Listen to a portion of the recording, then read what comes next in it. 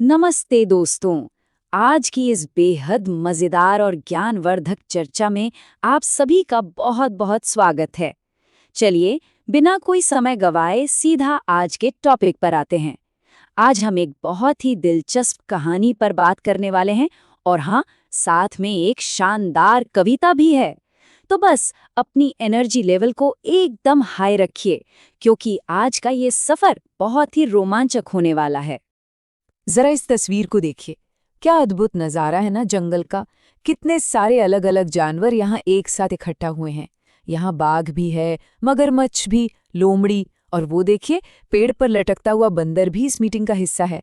अब भाई इतनी बड़ी भीड़ देख के ये सवाल तो दिमाग में आता ही है कि आखिर ये सब मिलकर इतनी लंबी और सीरियस बहस कर क्यों रहे हैं।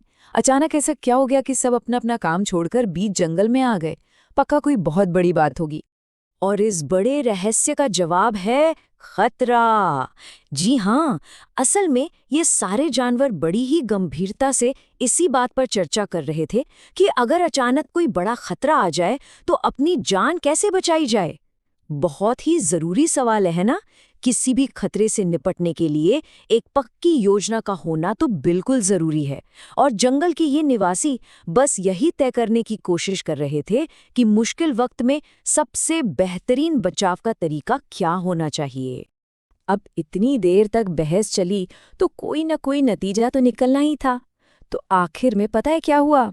सबको बंदर की एक खास सलाह बिल्कुल परफेक्ट लगी। और वो सलाह क्या थी? बंदर ने बड़े ही कॉन्फिडेंस के साथ कहा कि खतरे के वक्त सिर पर पैर रखकर भागना ही सबसे अच्छा उपाय है। सुनकर थोड़ा अजीब और फनी लग रहा है ना, लेकिन कमाल की बात यह है कि सारे जानवर इस बात पर तुरंत मान गए। उन्होंने तय कर लिया कि बस जब भी कोई मुसीबत आएगी तो यही हमारा मास्टर प्लान होगा। अच्छा, अब यहाँ थोड़ा रुकते हैं और सोचते हैं। मीटिंग खत्म हो गई, सारे जानवर खुशी खुशी अपने अपने घर चले गए। लेकिन इसके तुरंत बाद एक बड़ी ही अजीब चीज हुई। जब सब चले गए तो बेचारे सांप वहीं के वहीं बैठे रह गए और एक दूसरे का मुंह ताकने लगे। अब जरा सोचिए, ऐसा क्यों हुआ होगा?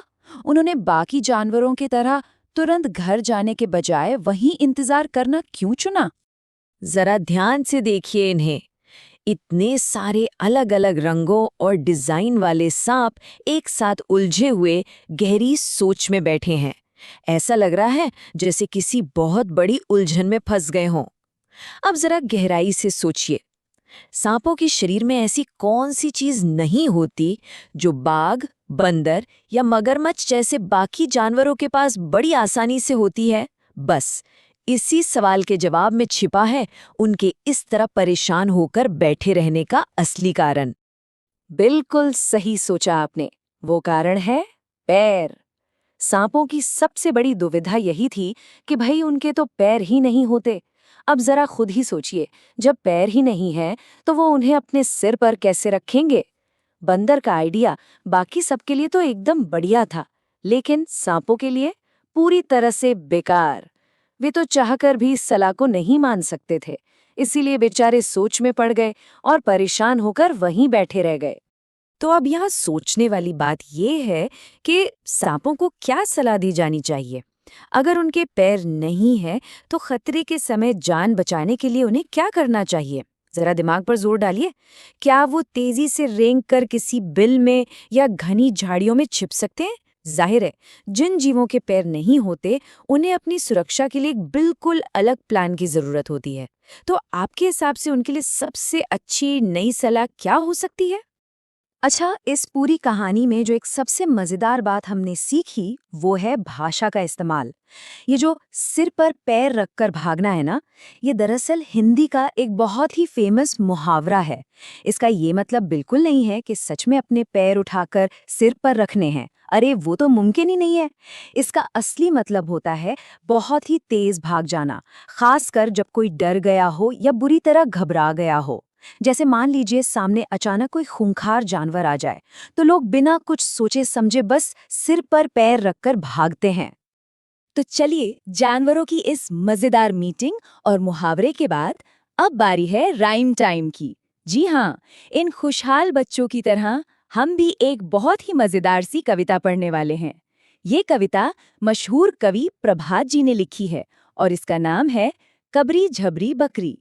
मैं इसे लाइन बाय लाइन पढ़ूंगा और आप भी इस कविता की बढ़िया सी रिदम और ताल को महसूस कीजिएगा। इस प्यारी सी कविता की शुरुआत होती है कुछ इस तरह, आगे निकली कबरी बकरी। इस लाइन की ध्वनि और इसके ठहराव पर जरा ध्यान दीजिए। कबरी यहाँ एक बहुत ही प्यारी सी बकरी का नाम है जो बिना किसी डर के एकदम मगन होकर रास्ते पर सबसे आगे आगे चल रही है। उसे देखकर ही लग रहा है कि वो अपनी इस सैर का पूरा मजा ले रही है। और फिर अगली लाइन आती है, पीछे रह गई झबरी। अब यहाँ हमारे पास एक दूसरी बकरी है जिसका नाम है झबरी। हो सकता है रास्ते में वो कुछ खाने पीने रुक गई हो या आसपास के नज़ारे देखने लगी हो, पर किसी वजह से वो बेचारी कबरी के थोड़ा पीछे छूट गई है। यहाँ ध्यान देने वाली बात है कबरी और झबरी शब्दों की तुकबंदी। यही राइमिंग तो इस कविता को सुनने में इतना मज़ेदार और मीठा बनाती है।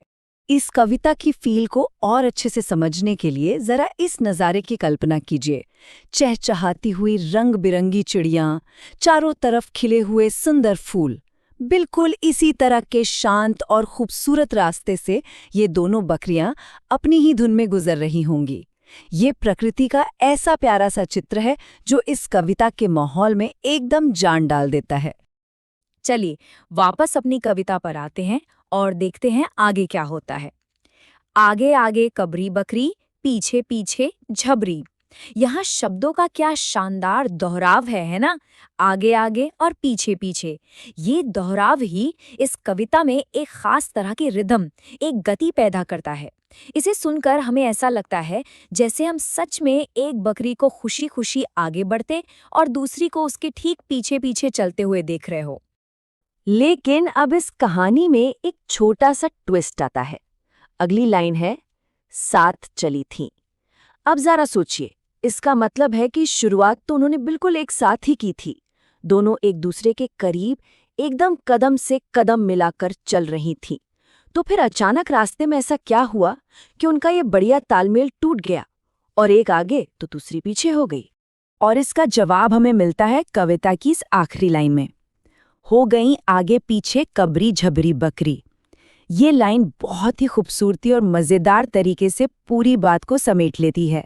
ये बताती है कि कैसे एक साथ चलते चलते अचानक उनकी चाल में बदलाव आ गया और उनका ये सफ़र एक प्यारे से आगे पीछे के खेल में बदल गया। कविता भले ही छोटी सी है, लेकिन इसकी लय और तुकबंदी इसे सच में बहुत यादगार बना देती है। तो दोस्तों, आज हमने जानवरों की एक बड़ी ही सीरियस लेकिन मज़ेदार मीटिंग के बारे में जाना, एक शानदार मुहावरे का असली मतलब समझा और कबरी झबरी बकरी की इस प्यारी सी कविता का भी आनंद लिया। अब जाते जाते आपके लिए एक सवाल है, जरा सोचकर बताइए, क्या आपको भी कभी इतना तेज भागना पड़ा है कि लगाओ सचमुच सिर पर पैर रख लिए हों? शायद किसी कुत्ते से बचने के लिए या सुबह सुबह अपनी बस पकड़ने के लिए। तो बस अगली बार जब अचानक तेज भागना पड़े तो बंदर की उस मजेदार सलाह को जरूर याद कीजिएगा।